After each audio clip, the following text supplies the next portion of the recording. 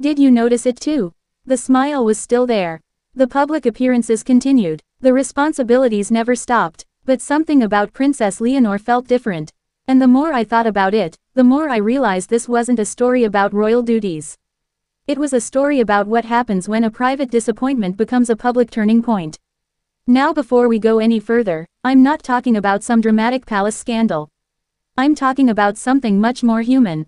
The kind of experience almost everyone goes through at some point. A moment when reality doesn't match expectations. A moment when you realize that growing up means accepting things you wish were different. And honestly, I think that's where Leonor's story becomes relatable.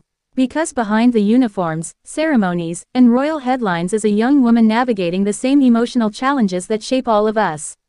Here's my hot take. I think the public often underestimates how much personal growth comes from private struggles.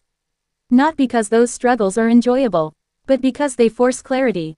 If you're new to Leonor's story, subscribe, I post every day.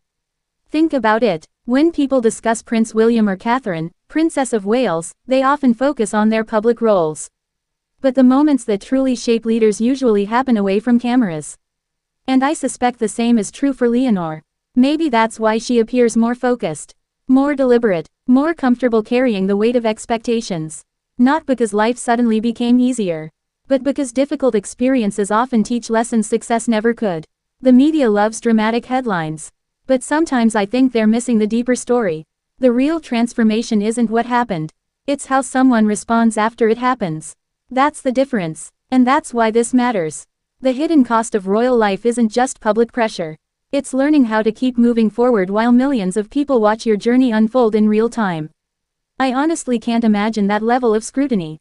Which brings me to what I've learned from all this. The strongest people aren't the ones who avoid disappointment. They're the ones who allow difficult moments to teach them something valuable. And if Leonor has changed, maybe that's the reason. Not because of a title. Not because of a ceremony. But because growth often begins where comfort ends.